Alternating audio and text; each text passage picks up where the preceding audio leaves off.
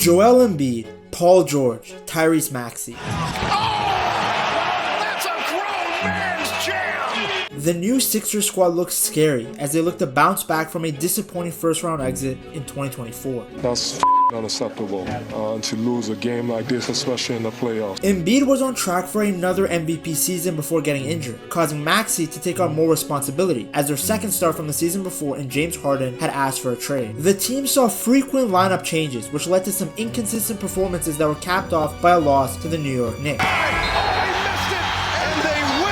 But now, with the addition of a new star in Paul George, along with good role players like Eric Gordon, Andre Drummond, and Kelly Oubre Jr., the Sixers look better. With Nick Nurse as the coach, someone who has experience winning a ring, can the Sixers finally make a deep run in the playoffs? I can understand why some Sixers fans might be hesitant to be optimistic. After the whole situation with Ben Simmons, then James Harden, it seems that the Sixers might be cursed from ever making it to an Eastern Conference final. But this new team seems to have more balance than previous Sixers teams. The squad made significant moves in the offseason in the hopes of building a strong team around the dynamic duo of Joel Embiid and Tyrese Maxey. Paul George was a desperately needed wing on this team. You see, with James Harden, his skill set overlapped a lot with Maxey. Having them together felt redundant at times because both were at their best with the ball and both were defensive liabilities. Paul George, on the other hand, is great both on and off the ball. He can create his own shot, but doesn't need the ball to be impacted. He can catch and shoot. He can cut. He will get his points through the flow of the offense, unlike someone like James Harden, who needs to be initiating every play. Even when Tobias was there,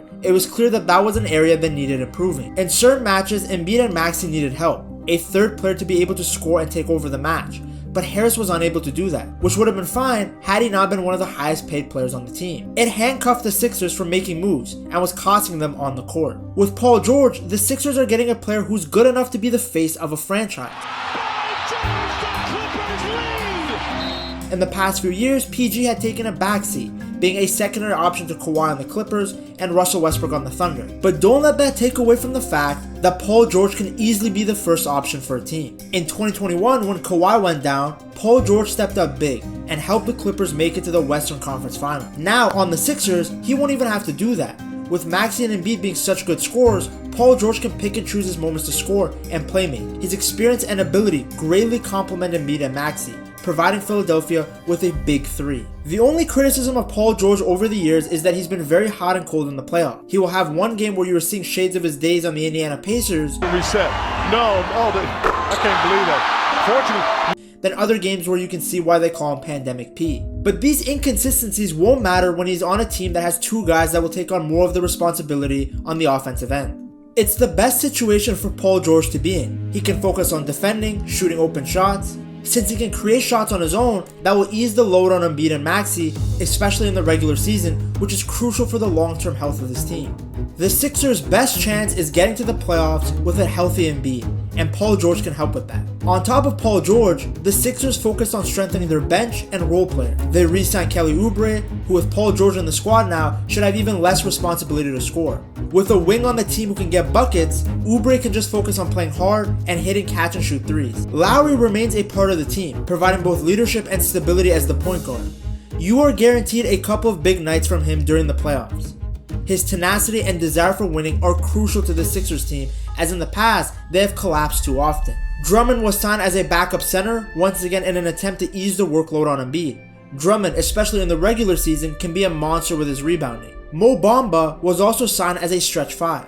The two of them should hopefully be able to help Embiid get some needed rest both during games and throughout the season.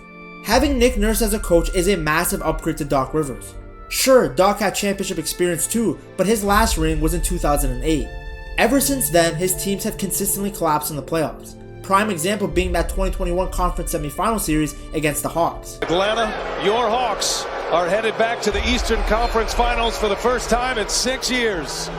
Nurse is a basketball genius. He is very tactically astute. Had the Sixers had someone like Paul George last season, they probably would have beaten the Knicks. Nurse played a huge factor in the Raptors winning the title in 2019. 15 fourth quarter points by Kawhi Leonard. And the game winner, 41 points. Sixers fans should know all about it. His rotations are good and he has a lot of playoff experience. Considering how he has had one full year under his belt, he will know exactly what's needed to strengthen the Sixers side. While Nurse is a fantastic coach and these offseason moves have been great, the entire season basically depends on the two stars, Tyrese Maxey and Joel Embiid. Maxey has developed beyond the expectation of even the most optimistic Sixers fan. Every year he has gotten better and better as he has gone from a young guy with tons of potential to already being considered one of the best guards in the league. He won the award for Most Improved Player for the 2024 season and was named an All-Star for the first time in his career. Maxey finished his 4th season with the 76ers, averaging 25.9 points per game and 6.2 assists per game. He also finished the season as one of 3 players to put up 3 or more 50-point games during the entire season.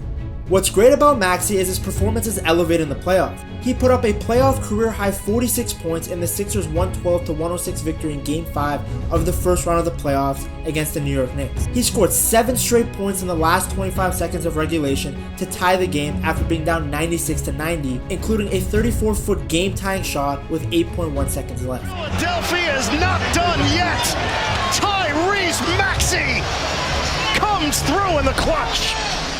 While the Sixers lost the series in 6 games, they probably wouldn't even have been in the playoffs had it not been for Maxey, who took over the team when Embiid was out for 2 to 3 months. Embiid's injury history has been one of the biggest factors that has held the Sixers back. Last season, he was dealing with migraines and blurred visions after just returning from a meniscus injury in his left knee. A shame too, as Embiid was on track to win yet another MVP as he was scoring at a level you only see in video games. On the 22nd of January, Embiid scored 70 points along with 18 rebounds and 5 assists in a win over the San Antonio Spurs, breaking the Sixers' franchise record for most points in a game previously set by Wilt Chamberlain in 1967. Even though the Sixers lost in the first round of the playoffs, he finished the playoffs averaging a career-high 33 points, 10.8 rebounds, and a career-high 5.7 assists. The stats look good, but the issue with Embiid has been him getting gassed when it comes to the fourth quarter. Hopefully now Maxey and Paul George can help throughout the game so he can conserve some energy for clutch time. Alternatively, the other 2 stars can take over in the clutch if they see Joel is tired. The Sixers have an MVP on their team, a player who can score at the highest level possible. He can shoot, he can get free throws, he's one of the most skilled centers we have ever seen in the sport, and he's a great rim protector. The Sixers just have to make sure that this level of play translates from the regular season to the playoffs. While Embiid has been unlucky with injuries, his overall play at times could have been better. Hopefully with these new teammates, the Sixers can finally make a push for the NBA title. If you enjoyed this video, you'll love this one too. Check it out right here.